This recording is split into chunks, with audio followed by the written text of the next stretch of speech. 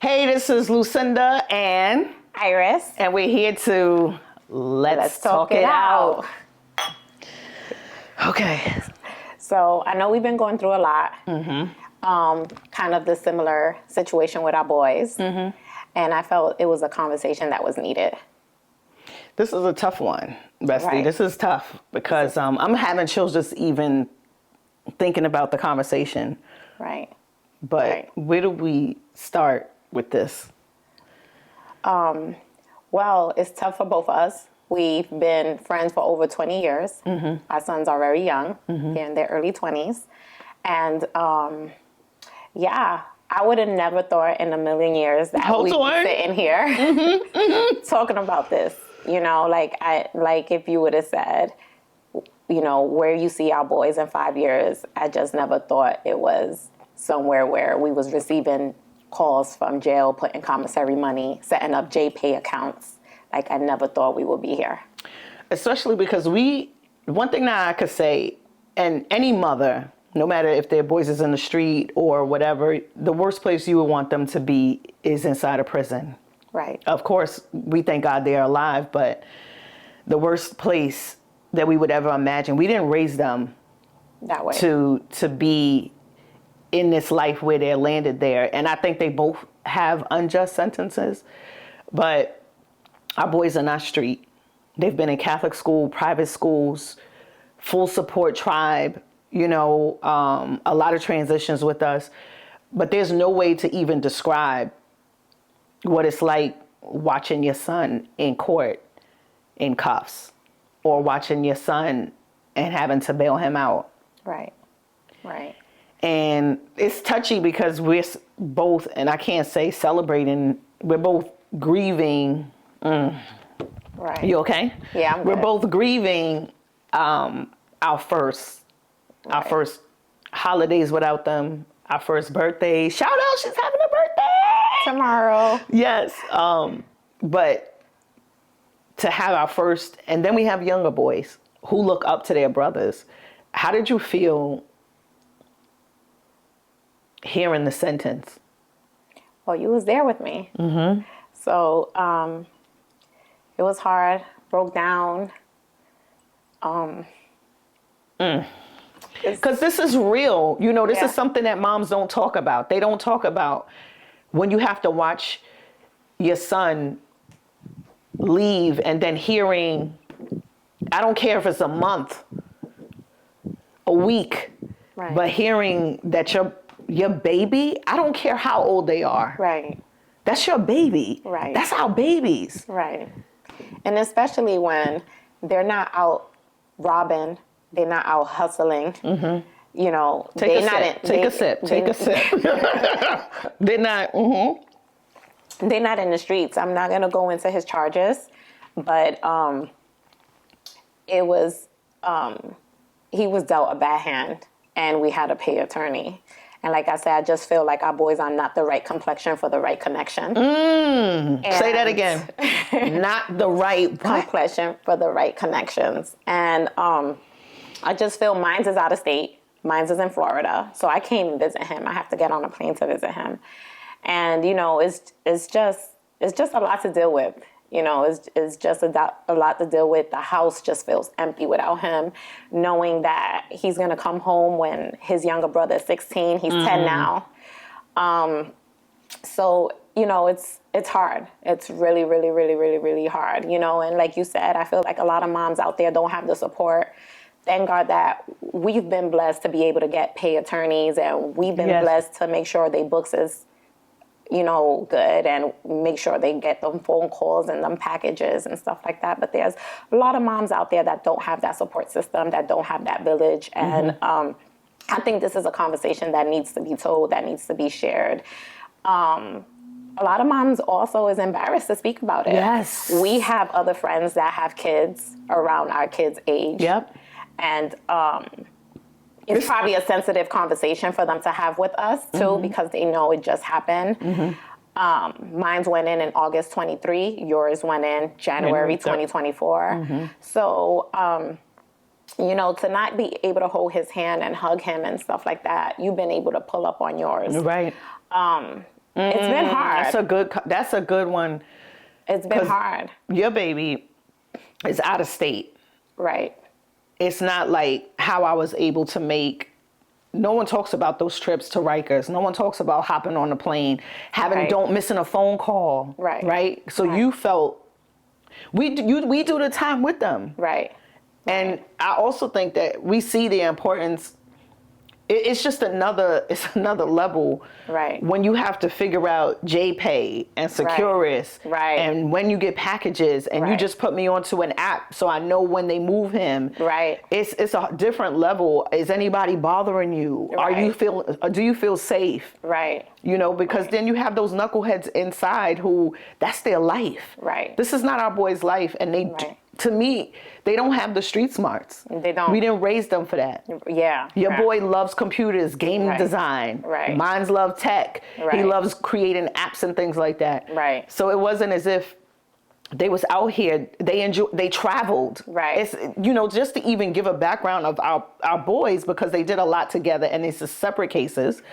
But these boys are well traveled. More than most men that part that I know. They've experienced a lot.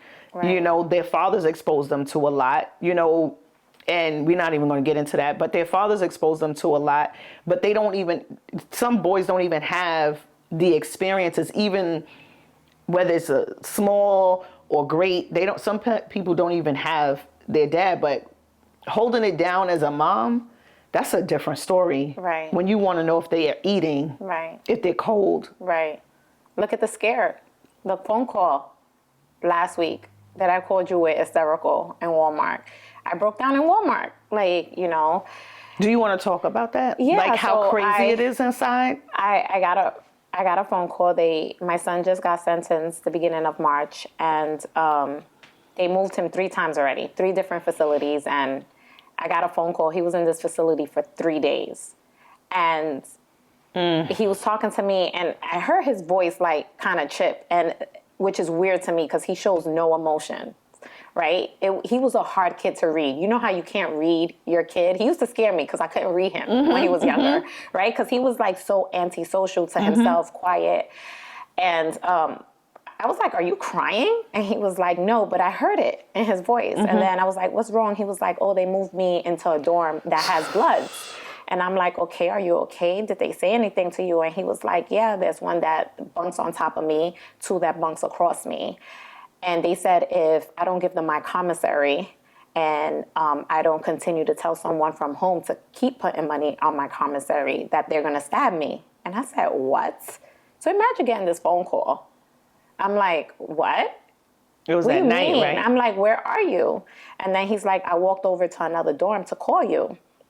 And I said, "Well, tell the guards." He was like, "No, if I tell the guards, they told me that they're going to stab me. Either way, they're going to stab me." And I said, "Tell someone. Please just listen to me once and just tell someone, tell the guard or whatever. I'm going to try my best to call up there, see what I could do or whatever." While I'm on the phone with him, no lie, 2 minutes later, I hear someone cursing him out like, "What the F I told you? Who the F you talking to?" So I'm like, "Who's that you're talking to? Is that the guard talking to you like that?" And he's like, "No, that's dumb." I said, "They followed you into another dorm?" He's like, "Yeah." And I said, "Don't get off the phone." He was like, "I'm just going to get off. I'm just going to get off," because he's walking towards me. And I lost it because the phone hung up. Lost it. When I tell you lost it, because my kids are not aggressive. Did not raise them aggressive. Like we said, we didn't raise them in the hood. They're Catholic school boys. They went to Mount St. Michael, which is one of the top Catholic schools in the Bronx. And my son graduated from Greenwich High School all 4 years. You know, Greenwich is a good town. Your son graduated from New Rochelle High School. So these are well-behaved, well-mannered kids. They're not from the hood. And to get that phone call, I just lost it. I couldn't sleep that night. I called everyone. I called you. We started making phone calls. We called our village. Everybody started calling up there until we made enough noise, and they eventually moved him out of that dorm and put him by himself. But it's tough. Been, this happened Thursday? It's now Tuesday, and I still haven't heard from him. Not one phone call from him. So that's the other thing. I don't care how tough you are on the streets, prison it's not a joke. It's not a game. It's not the streets. So, all of this, and I don't know if it has anything to do with the music, but everybody's feeling super tough. But when you get behind there's some real people who's in there. So imagine our boys who's not used to being exposed to that. Right. Not saying they're perfect. No way are we saying they're church boys and they walking around and they do whatever they do. But to deserve to serve time and be handed down the gavel as if like just throw these black boys away. Right. It's the system is broken, not to be protected. Right. For COs to let anything go on. For my son, I got a call minutes before they was moving him to another facility in Rikers. They were moving him to, it was fights. He see people's faces gashed, blood.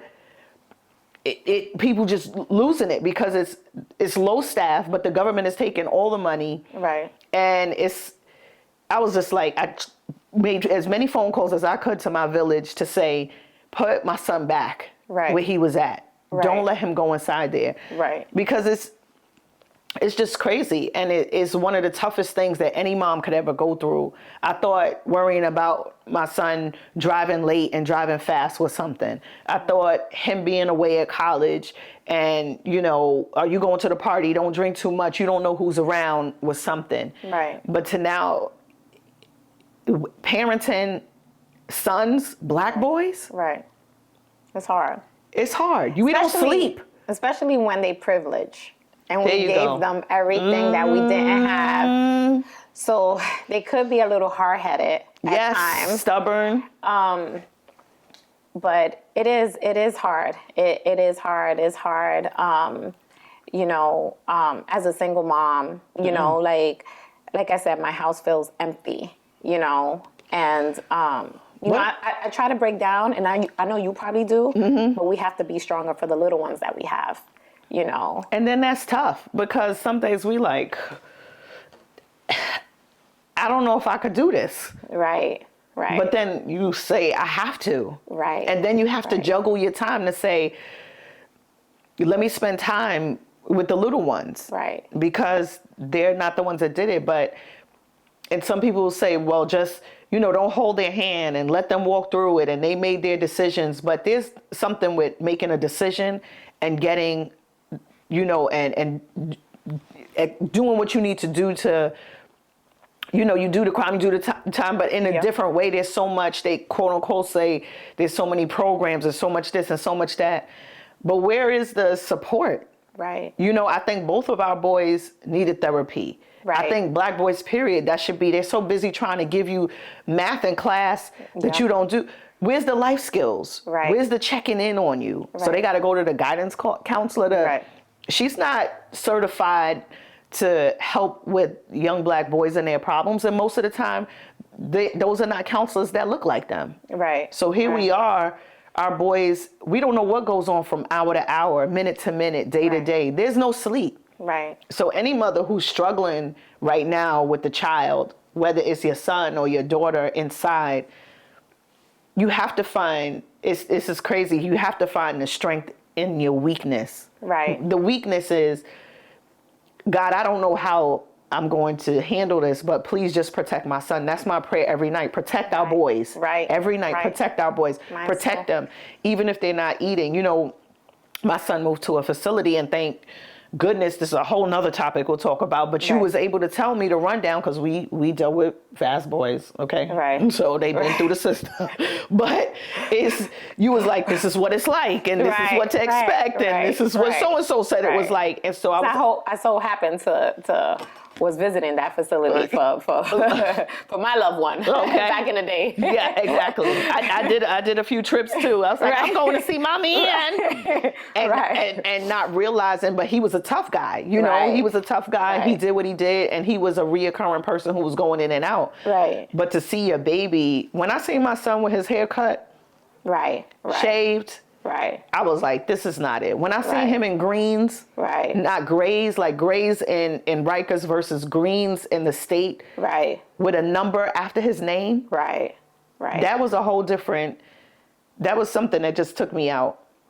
Right. I'm used to, you know, our boys dress. Right. Our boys, but the emotional and spiritual and mental agony that we go through, Right. sons, Right.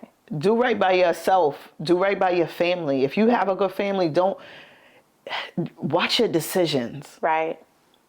What would you say to a mom and even the sons, like, because they're hard-headed? I would say to the sons what I used to tell to mines, and he didn't listen. Don't ever put your mother in a situation where she can't help you. Hot. Don't. That's Don't. what. Because we can't be locked up for you, with you. We can't. We're gonna do everything, and sometimes moms don't have the means. Thank God we were blessed to have the means to pay for attorneys and help with the situation, or try to help with the situation. But a lot of people don't have the means, you know. And it's stressful. Right. You can't say that. It's a whole build. So the system, when you was telling me how much phone calls are. Right. Let's talk about that. Phone calls. $80 for like 3 days. And that's like 2 phone calls a day. That's not counting commissary. That's not counting if you want to send them packages. You want them to be able to email you, send you messages. That's stamps you have to buy. Yep. You know, send them books like you be doing. You know, so it's a lot. And then it's just not like a month. This is years we talking about. It's a whole nother bill. You know, of course, we're not going to leave them for dead. And thank God, like I said, that we're blessed to have the means to be able to do those things and fund those things. But still, like you said, like, you know, it's not the same. And our boys will never come home the same. They will never be the same boys that entered into the system. They will not come out. We don't know what they're going to go through in there. We don't know the trauma. It's like, it's going to be like an ongoing thing for us. Because now they have to learn, we have to relearn them. Right. And now we have to try to help make them not be institutionalized. Right. But I cut you off. What would you say to the moms who are listening and going through this? And I know this is a touchy topic. Yeah. But it's something that I didn't share. Right. Except with my village. You didn't share. Right. Except with your village. Because it's not something that. With the moms, I would say basically, like, don't blame yourself. Because I think I did a lot of that. Did you? Yes. I blamed myself. Like, I beat myself up. And I'm like, you know, what signs did I miss? You know, what did I didn't do? Like, did I pay more attention to my personal relationship with my man and neglected my son? Like, you do just a lot of self-blaming. Yes. And it might have not been you. It might have not been that, you know. But as a mom, we take on so much. You know, I feel like we hold the family together, so we take on so much, and we want to find the blame in ourselves. But like you said, our sons made these decisions. We didn't make it. But I just feel like the moms, like, maybe, I don't know, like, I know they push us away after they get like 18 and the girlfriend, they start feeling themselves or whatever. They don't want us to be in their business and stuff like that. But I just feel like, you know, just like ask more questions, try to be more involved, you know, annoy them, you know, because, you know, they might, you know, you might keep them in the house to avoid something or get them getting into something. But yeah, so just don't blame yourself if it is happening. If it is going to happen, it's not your fault. We are doing the best job that we can. We're holding out the home where we're taking care of these kids. We're providing a roof, food, shelter. You know, we're trying to take care of our spouse at the same time. Pets, if you have any. The list goes on. You know, so it's a lot. It's a lot. It's a lot for us, but I feel like this is a conversation that needs to be said, needs to be told. I know our village know, our close family and friends know. A lot of you guys, when you see this video, you're going to be shocked because you probably ask us on a walkthrough or on you know, on a phone call, are you okay? And I think that's the one thing I lie about all the time when somebody asks me if I'm okay. Ooh. I always say yes, even if I'm not okay. And I'm not okay. Me either. I'm not. So, and you know, we check in on each other. I be like, hey, just checking in. How's your day going? You know. But I'm not okay. Yeah. Because we've been fighting. Right. You know, even with, even for my son, 2 years of my life just trying to get him a better deal. I tried to call everybody but the president of the United States. Right, you did. You know, I tried to call and learning to advocate for your boys, and I blamed myself. Right. You know, I did. I blamed Right. myself. What could I have done differently? Maybe I shouldn't have moved to New Rochelle. Maybe I shouldn't have changed his school. You know, because then there's the bullying, and I know you was talking about how that situation happened with your baby moving into Connecticut. You know, and it's like, but I blamed myself. What did I do wrong? Right. Why am I not, you know, getting through to the system? Why is nobody hearing a mother's cry? Right. To say, don't just put him as a number. You know, can you look at him as a boy paying for mitigation reports? And that's a report where they go from when they was a baby. How were they born? Could that affect their brain? You know, and so it was, you know, they're like, well, he was a C-section, so maybe that has something to do with his brain, and maybe it, you know, so it was a lot, and I blamed myself. I held a lot of guilt. Right. I blamed I blamed his network. I blamed everybody. I blamed him. Right. I was frustrated with him, but I just felt helpless, and I would tell him the same thing. Don't put me in a position that I can't help you from. Right. And on top of that, we have our own history with the system. Right. Whether it was a short time or a long time. Right. I know what it's like doing 4 years in prison. Right. You know what it's like having the cuffs and having to go in prison. Yes. You know, and so. And do you think that's a generational curse because we both did prison time? Like you said. How's my makeup though? We good? Yeah, we good. All right.